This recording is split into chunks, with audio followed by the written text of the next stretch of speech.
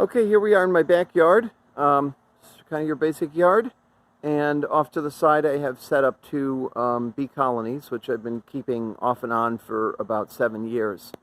And this year, one of them is doing better than others, the other, which is not at all uncommon. The one on the left, you can see, has 4 boxes of frames, and the one on the right, which is stronger, has 6. Going around to the front door, sort of, I'll show you where the bees are. And you can see it is a hot summer day. It's still morning, but when it's warm, they definitely like to hang out outside. So that's some of them, but many of them are inside still. And another set of them, of course, are busily out harvesting nectar or pollen. And you can see them flying in and out of the hives. They're neighbors, but they are totally separate families, so they don't mix. They're not going to, one isn't going to go into a different hive, just like you wouldn't go into your neighbor's house. But they get along fine, but they don't mix with each other. They have their own colonies and communities. Today, what I'm going to be doing is harvesting probably 3 boxes worth of honey frames, and they're called supers, and that's because they're stored by the bees above everything else, above the rest of the colony. And the supers in this case, I don't know if you can see the one with the pink dots, but that is the top of 3 supers on the left hive there.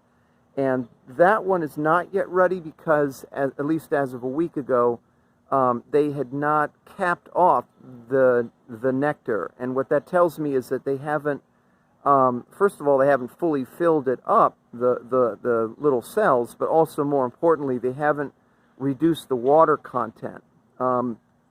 Bees, when they bring back nectar, they put it into the cells, but it has about an 80 to 90% water content at that point, and they need to dehydrate it by flapping their wings over the cell to bring the product down to 17 or 18% water content. And they mysteriously know when that is the case, and once that's occurred, they then promptly cap the cell off with wax, which they produce from a gland in their body.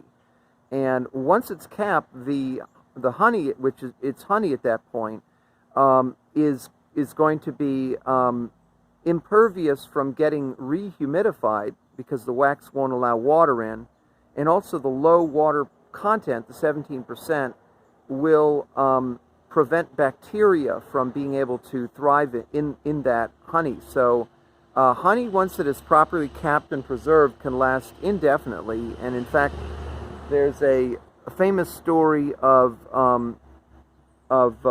the people who discovered King Tut's tomb. They found honey in the tomb, and they tested it, and after several thousand years being in the tomb, it was still perfectly edible.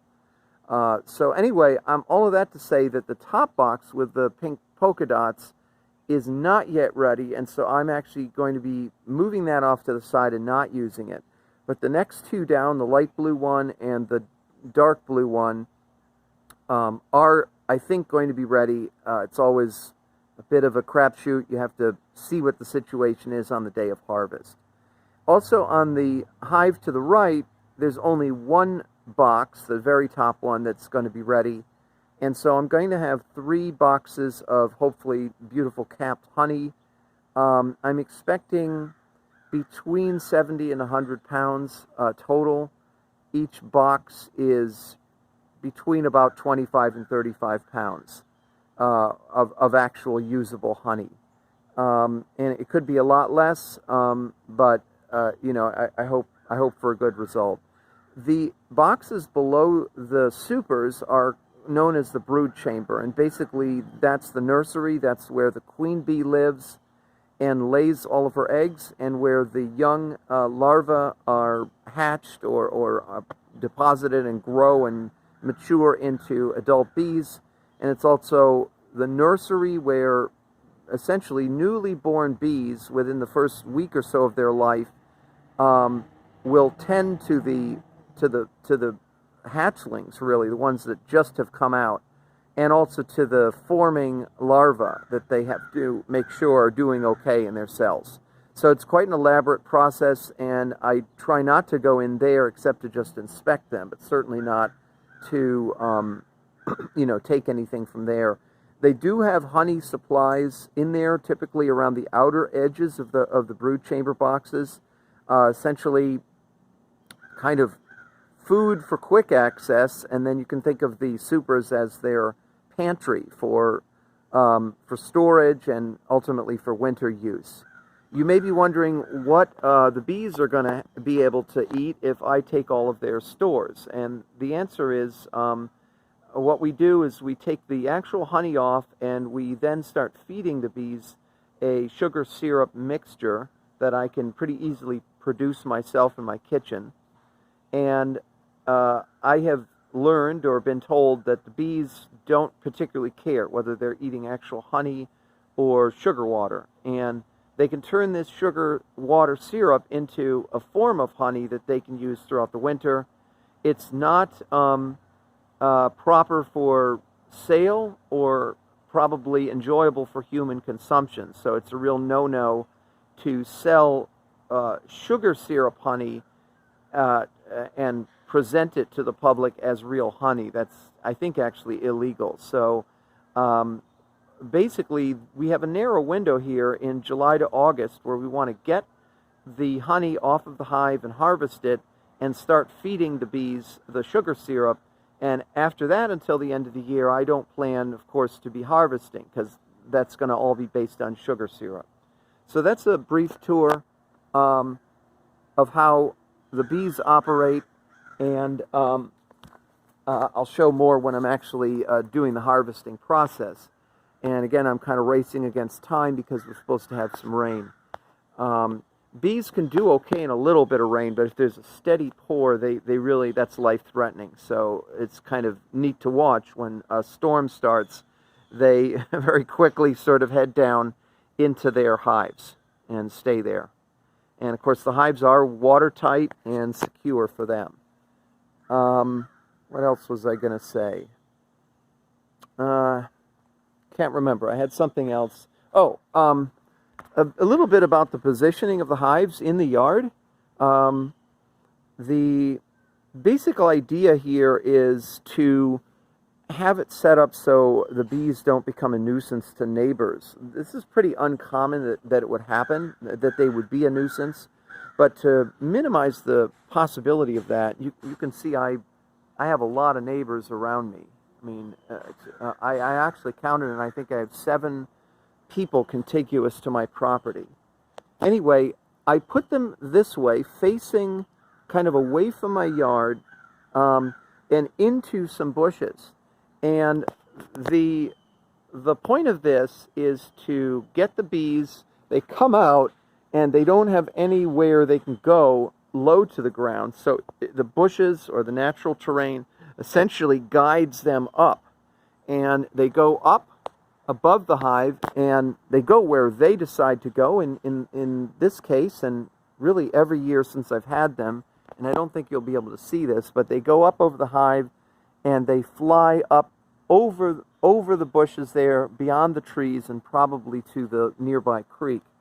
This process is affectionately known as driving the girls up, and that's because you're causing them to go up, and they have a pretty high altitude by the time they're in the neighbor's property. They're usually 30 to 40 feet up, and we say driving the girls up because the vast majority of the bees are female, because the worker bees are female, and the few male bees, which are called drones, in fact do not forage and basically don't do anything. They just sort of sit around and eat food, and they also mate with a queen of an adjoining colony.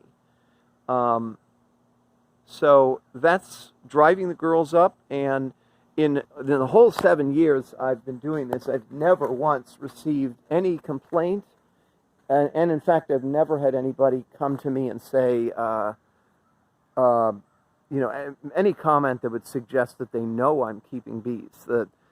We like to say the first time your neighbors should know that you're a beekeeper is when you arrive at their door with a complimentary jar of honey. And I have been doing that most of these years when I'm lucky enough to have a crop.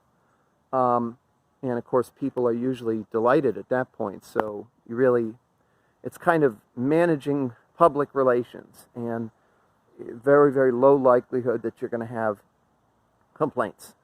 Over here is a regular bird bath. I've had this for years, but in fact, it turns out that bees very much need to have access to water to drink it, especially in the hot weather. And so it's pretty common that they'll come out and stop here on their way to wherever they're going, or on their way back. They can't swim, so I've tried to help them out by putting some stones here that they can land on, but I've actually noticed that they don't really do that. I guess it's tricky for them to actually guide themselves onto those stones. So more often they land here, and it's really cute. They kind of creep up to the water, and you can even see their little tongues lapping up the water. It's very cute, and I've tried to get some close-ups in the past. But anyway, that's a little tour of the bee yard. You can see it's pretty close to my house. And pretty much if you leave them alone, they won't bother us either.